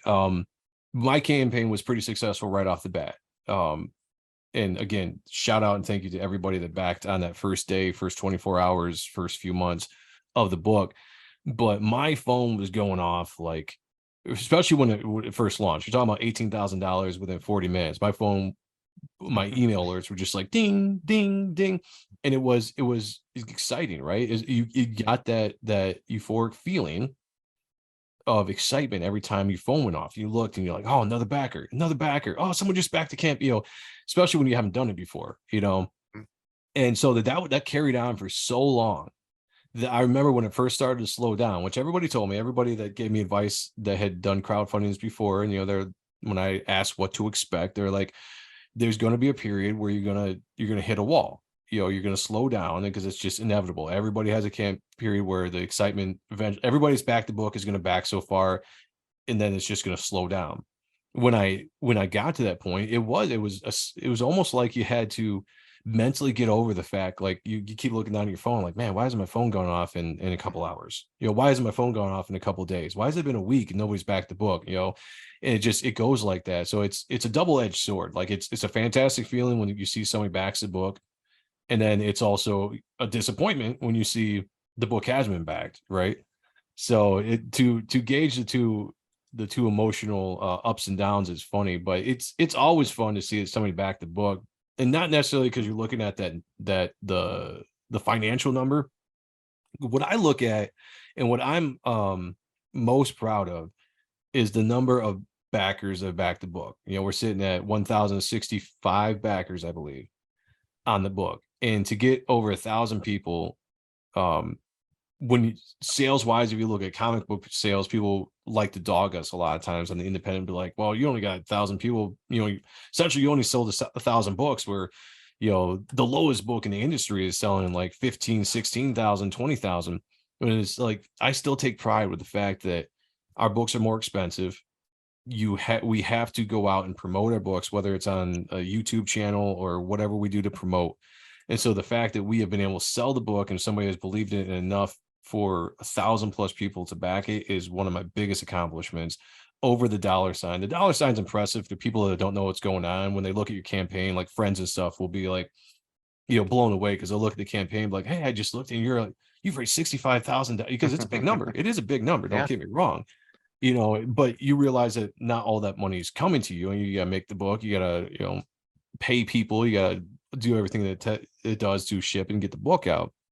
Not to say that there's not profit from it, because there absolutely is, but it's not that number. So like my proud moment is to look at that backer count and just be like, every time I get a new backer now, I'm more proud of the fact that I'm like, okay, 1,065, 1,064, 1,066. You know, like that's what gets me excited about the campaign, not necessarily the amount of money, but you know, it's a proud thing. It makes you proud that that another person thought it looked good enough for them to spend money on. And sometimes people are spending big bucks, because you can just buy a single book, or you can buy all the different level tiers. And sometimes you can go all the way up to spending $2,000, or not $200, or spending $1,000 for original art. Like I've had 4 people buy original art, and that blew me away. That somebody thought it was that, important for them to spend that much money on something that I produce. So it's, again, it's a dopamine hit. It gives you that excitement, that pleasure, like Right. anything does in life. So something Right. you can enjoy, but you also got to watch. You got to Yeah. watch it Okay. mentally. You got to understand how to handle it. Okay. Well, I guess if you've caused yourself a dopamine high in your small business, you've made some correct decisions. Right, Right. exactly, Okay. exactly. So have you thought of self-publishing on Amazon? I haven't actually thought about it too much. I've heard somebody else bring it up. I have not done enough research and know too much about it to really look into it. But again, like I said, going back to earlier, it's if it's a place where I can get the book at some point, it's absolutely something I'll look into in the Okay. future. Okay. Now, since you own all of the rights and copyrights to these, you could take printed versions and sell them on Etsy and eBay. Is that Yes. correct? Yeah, absolutely, Yeah. absolutely. Yeah. And so the way the crowdfunding works is when you get your book out, you get it printed, you get it sent out to all the backers. When the second campaign comes around, a lot of times you'll have like a catch up tier where you can get the second issue bundled with the first issue, or they'll just have the first issue on there. So anybody that's coming into a late has the opportunity to catch up on the old book, because unlike the bigger companies, we're not spending a ton of money reproducing, reprinting, and reprinting. So there's always massive Mhm. stocks, um, of the book out there. So a lot of times, as soon as it gets into people's hands, issue 1 becomes a collector's item. And what you'll see is if you go on eBay, you can actually find these books right off the bat, go up on eBay for $100. Wow. Because people will buy multiple copies of, and I'm not talking about just my book, I'm just talking about in Mhm. general. Let's say like Mhm. Cyberfrog or something will come out. People will buy like 3 or 4 issues, and they'll take, 2 of those issues and throw them up on eBay right off the bat and say $100, Mhm. because that person isn't going to be available to get that printing again. Now, if it gets printed again, it will be a different cover. And the reason why it becomes a collector's item is because that specific issue, that specific cover is probably not getting printed again. So the amount of original print run is that's it. So those books are going to go on eBay or somebody's site, and they're going to be jacked up because it becomes a collector's issue. And so that's why I encourage people, like, if you want to get in on a book, if you think it looks good, buy it while it's in production, because otherwise you might be paying a lot of money later if you want to try to catch up on that specific cover. Me personally, I've got my own website I'm getting started, like I said, which will have it's a Shopify store. So it's going to be my own Shopify store. But when that gets launched, you'll be able to eventually buy the back issues, which will be collector items, so they will be jacked up a little bit in price. Mhm. But I'll be selling original art on that site. I'll be selling prints and like all that kind of stuff. But basically be just, a place you can go to get everything that is Superior Press, which is my company, or just Joe Sontag related. Um, but I will, in the future, every campaign I do, I will have a catch up tier with a new cover for issue 1 that people will be able to get. So you don't always have to be, forced into buying the out of printed, first issue. So you try to Okay. make it as best you can for everybody, but you also want to, make sure you're not, screwing yourself in the process as well. I mean, it's an opportunity to make profit, and all the profit you do goes to creating your company. And anybody that wants to do this for a living, you want to grow your company. I want to have more than just one comic book. I want to have multiple different titles. I want to hire other artists, other writers, and put out multiple books a year, and have an actual production company that's expanding my story, my universe, all that kind of stuff. And you take that money and you reinvest it into yourself. Okay. Now you mentioned your small business, Superior Press, and Yes. is that what is going to be handling the printing and shipping? So the shipping, well, yeah, the shipping, yes. The printing, just you go through whatever printer you can find that works with what you're looking for. Okay. Depend on paper stock, cover paper. There's a lot of small printers you can find. There are big printers. Um, So you basically got to do your research, and whoever you choose is whoever prints the book, and then financially you're taking care of that from the wages or the money that's brought in from the book, and then shipping is the same thing. Is most ship through USPS, but the handling will usually always be done in-house. So that would be Superior Press. And when I say that, it's basically everything gets shipped to me, and I sit down, but me and my wife or whoever wants to come and help for the day, and you take the orders, you put them together, you package them up, and then you go and ship them. So anything you buy from me is probably going to go from my hands to yours, Nice. directly. That's really cool. So, do you plan on using U.S. Postal Service flat rate priority mail where it's one weight and it ships the same, or are you going to be using UPS or FedEx? Definitely going through UPS, but I haven't quite figured Okay. exactly what we're going to do just yet. Or Postal Service. Sorry, UPS is very expensive. UPS and FedEx Yes. is more expensive. So when you're Right. charging shipping for these books, you got to take in consideration that, because you don't want to ship it for more than you're charging shipping, because then Right. you're paying money to send it to people, and you're already Mhm. paying money to send foreign orders out, because foreign shipping is ridiculous. You don't want to Mhm. charge those people the actual money it takes to ship to Canada or Australia or any place like that, because it's ridiculous. So you charge them a little bit more than US shipping, but you're still eating quite a bit of the foreign shipping. So with the USPS, or the local postal service, shipping is basically the best that you can ship it, as long as it's contained. And I've seen people Mhm. ship it in priority mailing, where it comes in that mailer and then you open it up, and then inside is a Gemini mailer. And the Gemini mailers are a very standard box. They're created specifically for comic book mailing. And it's a standard box that a lot of us do. It's very sturdy, keeps the book in good condition. So some people just ship it out just with a Gemini mailer. Some people ship it out with the priority mail. It really falls down to the individual themselves to figure out how they want to do it. But as long as it gets to you guys in mint condition, then Mhm. we're all good. And sometimes it does come damaged. And if it does, you hit us up and we'll send you out, a new book, because it's not your fault that it got damaged. Right. Cool. And I think that U.S. Postal Service flat rate priority includes insurance. So I think it does too. yeah, Yeah. yeah. I've actually had a collector's item that I had purchased that arrived damaged with the corner bent, and they covered that. So Nice. tell us what do the backers get if they go to order to on Indiegogo right now? Hmm. What do the backers get, and what is an ash can? Well, to start with, we'll start at the ash can first. The ash can is something they were doing in the 90s. I always thought was really cool at conventions. You go to the conventions, and at the tables of whatever vendor it might be, they might have a preview for a book that's coming out the year after, the summer after, right? And the Mhm. ash can would be a miniature size of the book. So if the normal book is like what, 6 by 5 by 7 or something, the normal size of a comic book, the ash can is more like 4 by something. It's a Okay. miniature version of the book, a little bit smaller version, and usually just a preview. Sometimes it's the first certain amount of pages. Sometimes it's a few pages and some pinups or some breakdown or whatever. It really depends on whatever the person wants to make it.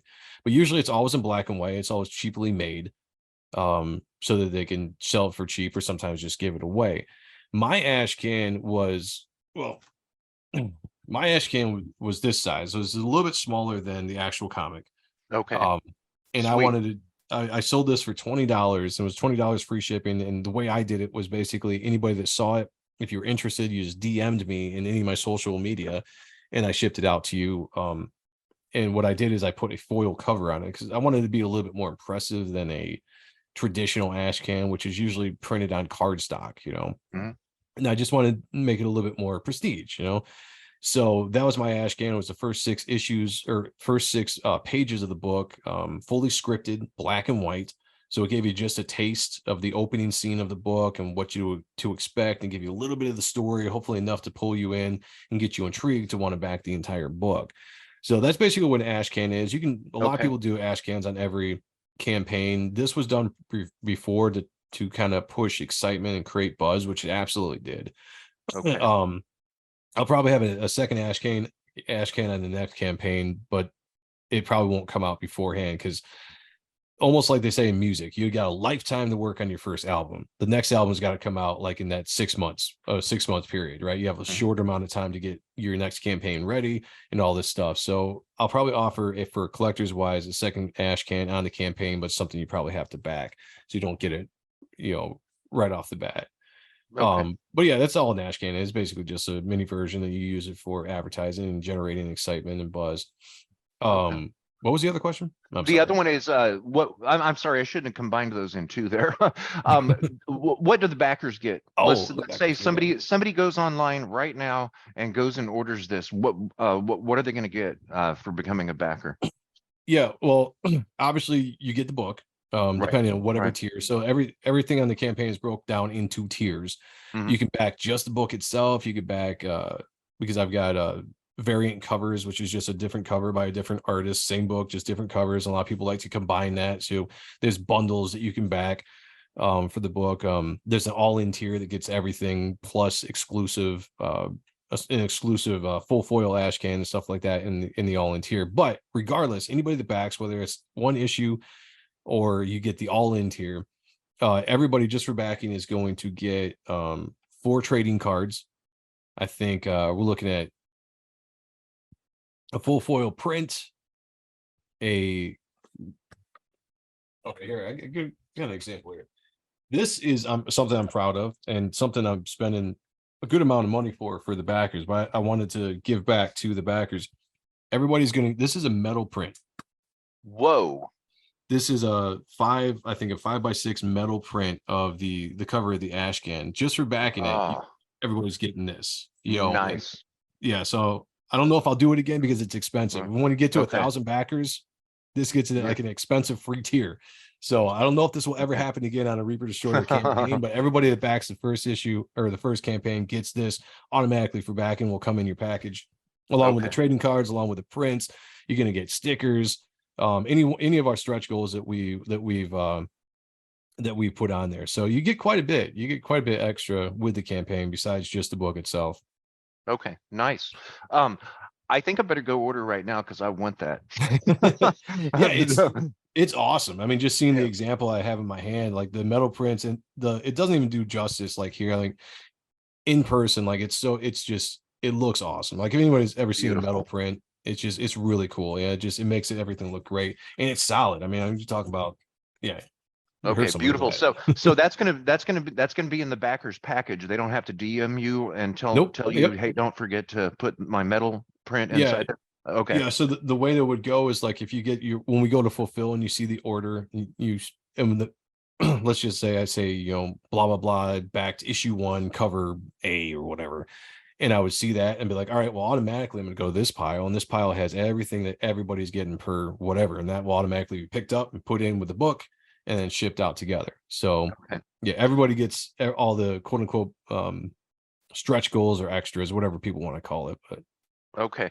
Now, you also do commissions. So let's say somebody is creating their own comic book. They've started to write it or may have even completed it. They can commission you to do art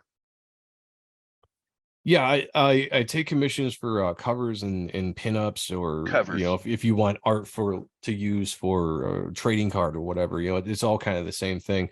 I don't do any interior work right now because Mhm. I'm so busy with my own book. Right. It takes a Right. long time to draw, but I am available for cover work or just in general. If somebody likes my work and wants a picture of Batman or Superman or something like that drawn, you can commission me for a piece to do that as well. A lot of that will be available through my store is also when I get that out up and launched here, hopefully in a couple weeks, where you can go on like through my Shopify store and you could select like a commission, and then we can discuss what it is, but you can pay through the store. And what's kind of cool about that store, what I like about it is besides all the different payment options it gives you, like PayPal and credit cards and like all this kind of stuff, Google Pay, Apple Pay. It Mhm. also has a thing that allows you to split up the payments if you want. So if you want more expensive commission, because it can get expensive depending on what you want, you could have the option of actually breaking that up into payments if it's easier for to pay it off in a couple months or something like that, which allows me also not to get burned. And then here's the thing that I have a lot of commissions I turn away, and people that turn down commissions when they come seeking for them, because one, I think some people don't realize how expensive it is to get a piece of art, because one, it's an original piece of art. So I mean, there's a certain price tag that you charge for that besides the work. Um, and a lot of times I take money up front, or by the very least half down, because there are so many times that you will take a commission and then the person just disappears, and you waste your time Okay. drawing something when you could have been working on somebody else, which is actually going to be financially beneficial, or working on your book.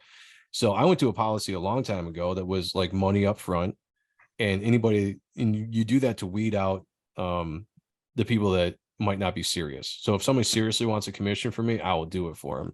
It's not Hmm. something I do for a living, so it's not something where I'm just like desperate for people to come spend money on me because I want to draw for you. It's like, if you really want it, you're going to pay up front, and I'm going to get it to you. There's going Gotcha. to be a period of time I'm telling you it's going to take. You're going to be on a list, because a lot of times I start a list, so it's first come first serve. So whether it's 2 people or 6 people or 8 people having a list, it's going to be like, that's the list. The order that you're going to get it in. But it's just to me, it's a good way to have security. Let's have security for me, have security for the backer. But yeah, I do covers for Okay. sure. You know. Okay, cool. Okay, we are at the last business question of today, and you just kind of led into it a little bit in a way I wasn't expecting.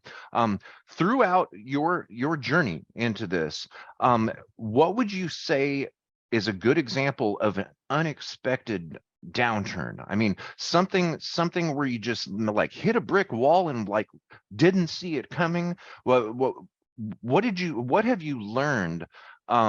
That other people can try to avoid.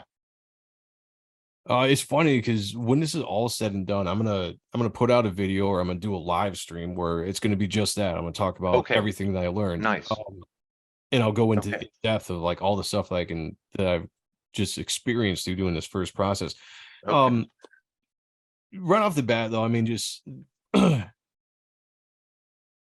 it came to me, when you're working with anybody that's not yourself, like, you can depend on yourself and you control yourself to hit deadlines or to get stuff done or whatever. You can't necessarily do that with anybody to bring on the book. And so if you're hiring a bunch of people to do the book, you have to be prepared and have a plan in place if that person can't fulfill what they said they can fulfill, or you gotta get rid of them for some reason and move on, because it is a business. mhm, You gotta look at it like a business. You can't just look at it um like a hobby or whatever. Like, go into it, you're hiring people to work for you. You're going to get what you need to get, and if you can't, you got to be willing to move off of a person and get something that's going to do that. Or if somebody comes up to you and says, hey, for whatever reason I can't finish the book, you have to have a plan in place. And that's happened to me quite a bit on this first issue, and it's one of the things I kind of learned. I brought in some major talent to work on this book. Guys I've always wanted to work with, inkers from Top Cow, legendary inkers, that I was very excited to have on the book. And when I brought them in, I knew that I had a contract with them, and I knew that the contract was stated in such a way that these guys had a living in the industry. They had a living with commissions. There was a certain amount of time that they could dedicate to me, but they also had to break up the rest of their time with other financial, the way they made a living. So I knew there was always a possibility that they might not be able to finish the book, although I always hoped. And when I first started this campaign, I was kind of naively hoping that the way it started was the way it was going to end. And unfortunately, you got to roll through the punches. And the two big inkers I brought on the book that I was very excited about, I went out and I advertised that these guys are they're inking the mhm, book. Like yep, these my heroes are inking the book over my pencils, and it's great and it looked mhm, great. Um, but both of them ended up having to lead the book at one point or another for you know jobs they were bringing in from the big two, or just commission lists, or they just didn't have the time not to do the book but to meet my deadlines. And that's the thing, like, when you okay, have a book and you're like, I want this book to be out within a year, that means I'm planning to hit certain landmarks of where I want to be as the artist. What do I want to have done by this time to get the art done? And what do I want to have the inks come in, the colors come in, the letters, come in, and all that stuff, to be at a point where at this month, at this year, I'm going to print.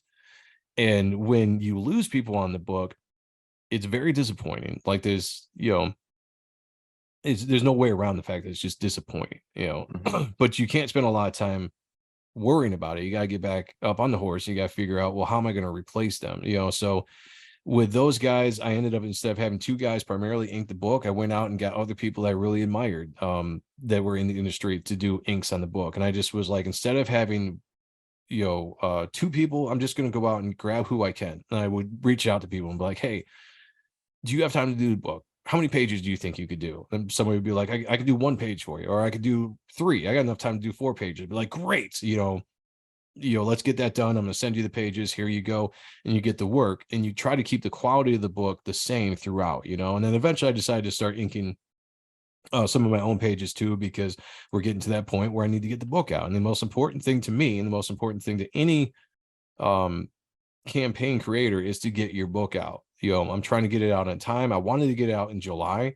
That would have been a year to the date of the campaign, the funding period ending, because right now it's in demand, but the actual funding period was 60 days.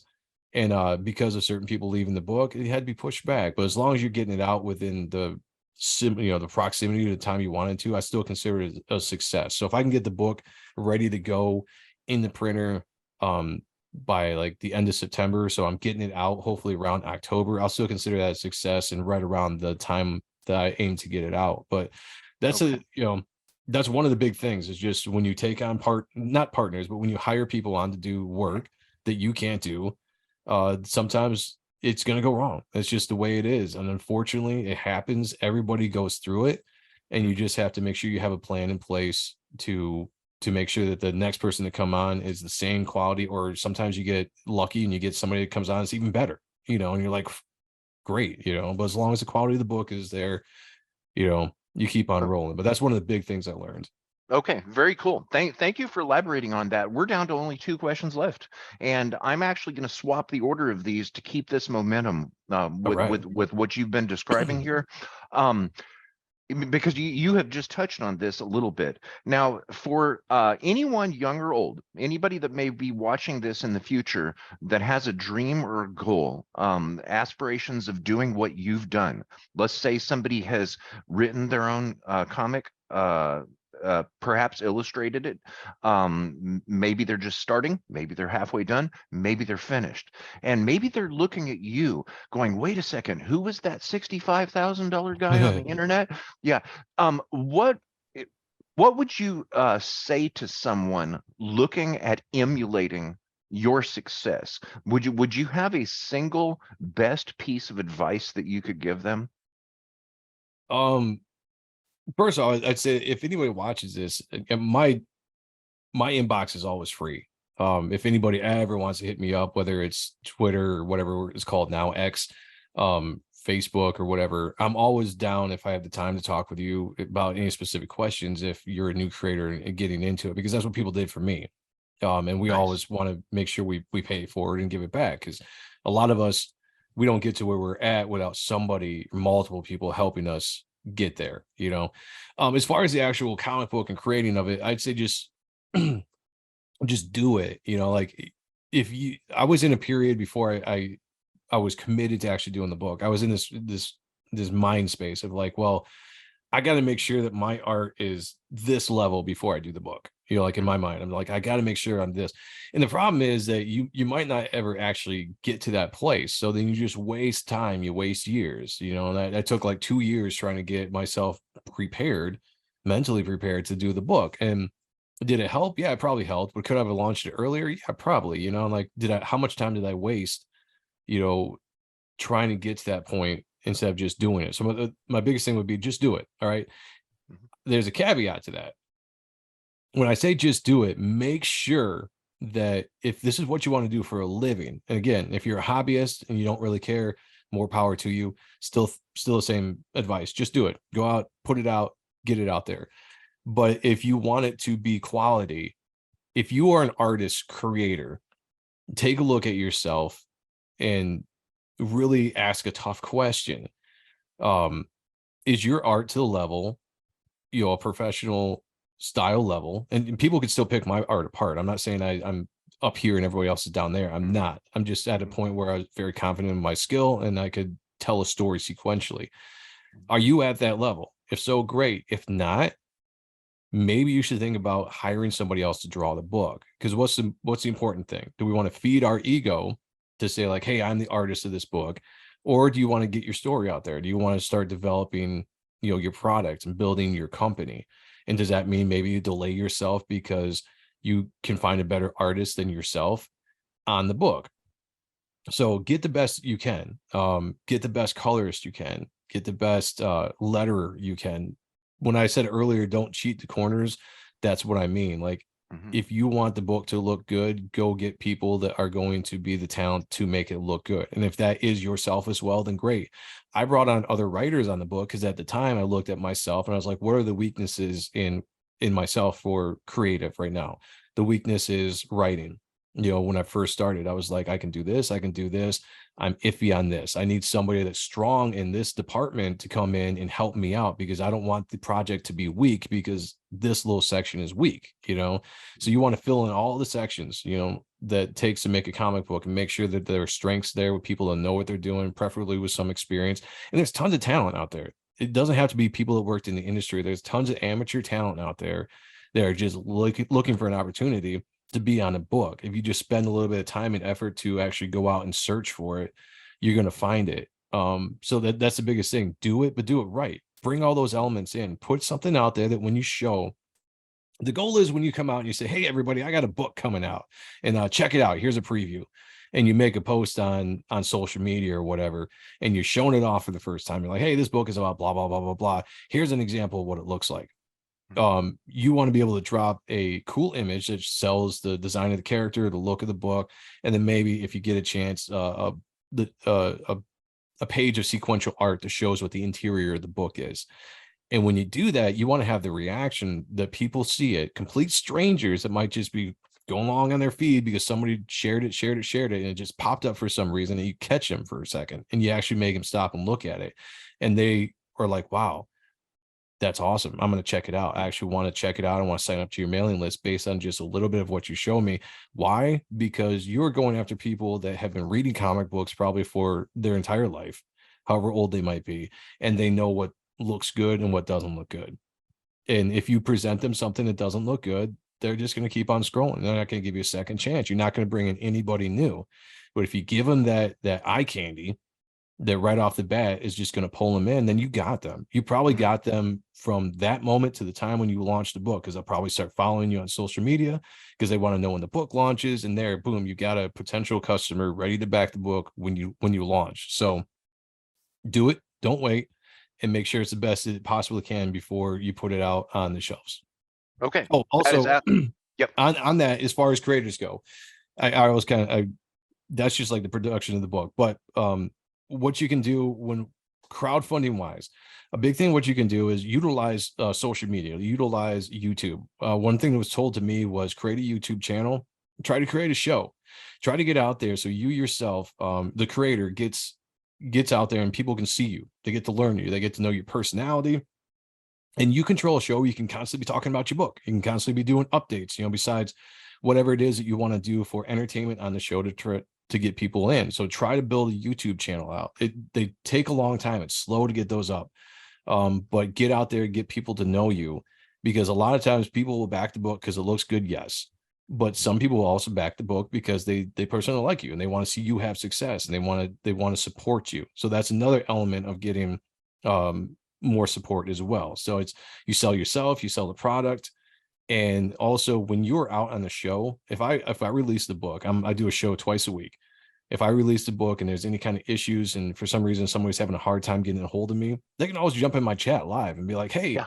I Mhm. received your book, it was damaged, blah blah blah. And I'd be like, DM me and we'll take care of it Mhm. right now. But it's another way for you to be able to be in constant contact with the customer and build trust. So that's another thing, build an audience through YouTube, put out a great looking book, and you're going to have success. I guarantee it.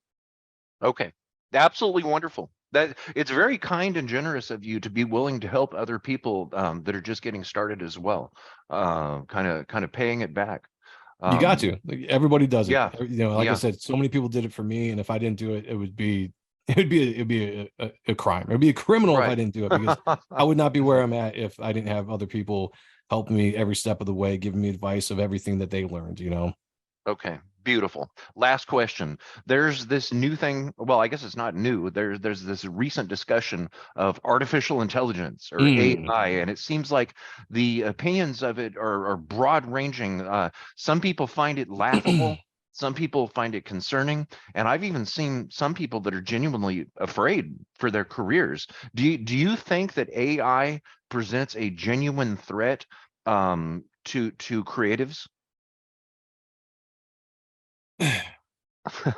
It's I don't think it I don't think it presents a threat to creative people because one, despite despite the sci-fi world we live in, where we base a lot of our opinions on movies, and because of the way movies have gone of artificial intelligence and all this stuff, and everyone's always quick to jump to what they've seen in a movie. In reality, yeah, the technology is phenomenal. I've seen AI art generated. I'm just like, wow, I can't believe that is that good. The problem is AI will never, and I don't care what anybody says, and I've had arguments with people about this, will never be able to replace the human creativity, imagination, thought process. They won't, because AI will never be able to create something that's not there. Anything AI does is going to have to be pulled out of something that's already existed, and it's just going to be amalgamated into images from that. The human mind can do so much from the imagination. There's no way they'll be able to touch us when it comes to that. Now, when it comes to the industry, the problem with the AI is going to give a lot of us creators, I think why you see such a backlash about it, and I'm totally against it, is there are a lot of people out there that will lazily put books out that don't draw, that will just use an AI generator and start putting out books and call it comic art. Well, here's the problem. Comic book art is not just a bunch of pretty pictures paneled and page to page with words on them. Like, there's an art to sequential storytelling. There's an art to getting the reader's eyes to flow a certain way through the page and tell a story on every single page, panel to panel, in the book. I've seen a lot of these quote unquote AI generated comic books that look pretty decent from just people posting this or that, but there's a lifelessness to those books because they themselves do not know how to sequentially tell a story. And regardless if you're a writer and you can be like, oh, I know how to write a story, but do you know how to sequentially tell a story? That means, do you know how to direct the eyes of the audience through the panel, from panel to panel, through the page, through every page, and tell a dynamic story? Do you know how to do that? And if not, you are not going to reach the levels that a human person is going to be able to draw and capture your imagination and tell a story and take you along through that story. Anybody that uses the AI generated art for comics, they can panel stuff out, and they can do different panel shapes and all that kind of stuff, and they can put it together and through a novice eye, I guess you could say, somebody could look at it and be like, oh, that's a comic book, looks like a comic book. But when you look at it, it's not. It's a poor version, and it's a version that if you took that to any editor, if that was a real person that did that work and took it to an editor and put it in front of an editor and said, what do you think? The editor would look at that and he would tear you apart for all the mistakes that you made. All right. And to me, that's one of the biggest, most inferior things that an AI creator is going to be able to do, to put out a book. Now, I see a ton of people doing that and putting books out on Amazon, Really? like all this. Yeah. Look on Facebook, there's a ton of groups now that are being taken over by AI artists, because now people are just like, I can just go generate art because I'm a writer, and I'll just start putting stuff out, and they can justify it for whatever reason they want. But to me, it's a very, very inferior version of the art form. And the thing that upsets me about it and gets me aggravated is it's a disrespect to the art form of comic books. Mm-hmm. When you do that, it's a very lazy way to cheat, and you disrespect everybody that's formed the art form of telling sequential storytelling. Also, the technology quite isn't there yet. I mean, you can tell AI generated art fairly easy, like unless there are some ways that people can enhance their own art through AI, and it looks pretty decent if you're an artist and you kind of know how to work within Photoshop and like all this kind of stuff. You can kind of maybe manipulate things, but if you're just generating AI art, sometimes faces are all wonky, hands come out looking weird. And then if you try to just pass that off as comic book art, to me, like that's even more of a big insult, because we're here learning a craft. We're learning how to draw anatomy and, you know, draw fingers, which is not easy. Drawing the hand is not easy. You know, drawing facial expression is not easy. If you put an AI generated work out there and you have fingers are wonky, or, you know, your eyes are, you know, just slightly out of place, and then you're trying to put that forth as art, I mean, that's highly disrespectful in my mind to the industry as a whole, you know. So AI, could it be a threat in the future? Sure. You know, technology Mhm. keeps getting better and better every single day. You already see AI generated voices and stuff like that being used in movies, like the Luke Skywalker that they had on the Boba Fett TV series. That voice was completely AI generated from Really? samples of Mark Hamill's voice. It wasn't Mark Hamill going in there and speaking for the voice. It was completely AI generated. So Wow. yeah, that technology is already out there. So I mean, that's scary when you're talking about being able to completely replace an actor with a complete, you know, it was like a deep fake actor, and then they superimposed like a younger Hamill's face on it, and then they AI his voice, Ah, that's you right. know. Yeah. So that's already on the way for technology in the movie industry. So that could be threatening right there to, you know, people sell their likenesses. I heard Tom Hanks sold his likeness to some studio so that they can potentially make Tom Hanks movies after he even passes, you know. Wow. Crazy stuff when you think about it. But if you think Wow. about it in the comic book industry, if they ever get to a point where AI generated art looks just as good or better with all the dynamic aspects, then yeah, it could be absolute threat to traditional artists. So I think, why let it get to that point? Continue to push back on it, Mhm. because, you know, one, you're taking jobs away from people. You know, I would much rather read a book that I know that somebody put their blood, sweat, and tears drawing something on a physical board or a tablet, you know, through their imagination, through their hand, putting that out there, than a algorithm of whatever, uh, putting images together and formulating it without any soul. You know, like, it sounds funny, right? But comic books, there's a soul that's in there because the human element put Mhm. that onto the page. It is a coldness to the AI generated stuff because there's no soul behind it. You Mhm. know, like, that might sound weird, but it's kind of how I view all of it. It aggravates me. Like, I don't like it. I could go on a tangent and really rip it apart and, you know, get foul language going, because it definitely upsets Okay. me. But Let's do I that. won't. But just, Let's make that a part two. And yeah. I want to get down to the foul language there. Yeah, I could do it. I could, trust me. All Like, right. I've gone on rants before about AI, and I can get really going because my mind will just start getting more angry as I think Right. about it. You know, because um, but yeah, so not right now. I'm not worried about it right now. In the future, Okay. depends on how fast the technology advances. And in that case, I would say personally, I'm pushing back against anything I see AI generated in the industry. If a book comes out, even from the big guys, and Mhm. there's AI book or AI art in that book, I will not buy it if I Okay. know it. You know, Thank so that's my personal stance. Okay, thank you very much. Same here. I'm not buying anything AI generated, and I didn't realize that thing about Mark Hamill. I wonder, did he get paid for the likeness of his voice? I think he It did. makes okay. I think you would have to, like, Yeah. so what I've read, a lot of these is you can sign contracts and you can give your likenesses or the ability for them to use your voice. You don't ever have to be in studio. You don't ever have to say a new line, because there's enough of you already recorded somewhere in a movie that Hmm. the AI just samples that, and they can take cadence, you know, the way the person talks, you know, how they elevate their voice, how their natural flow is with presenting a line, and it will come and it'll play and it'll sound just like the person is, you know. So Right. me, I've always philosophically, I'm like, I don't like that in general, because we're entering into a day and age of extreme uh there's a lot of not a lot of real stuff out there. All right. Right. Social media, so many false things being put on social media every single day, you know, the media. And if you can generate someone's look through a deep fake, and you can generate somebody's voice through AI, you could do anything you want. you could bomb another country, and then you could have a video come out online after that of the president of that company or the leader of that country coming out, and it's their voice, it's their likeness, and they're saying like blah blah blah, we did this, and boom, you have a war started. You know, Wow. Yeah. and when you think about it, technology wise, Right. to me, it's Right. something that should really be thought of before people get so all excited and Yeah. dive into it. Like, where could that lead us as a society? No Uh, doubt. No doubt. so It makes me wonder, what about Marlon Brando or Marilyn Monroe, people that passed away before AI existed? Are they going to be brought back, or I they think didn't, all you certainly have they to didn't do sign anything.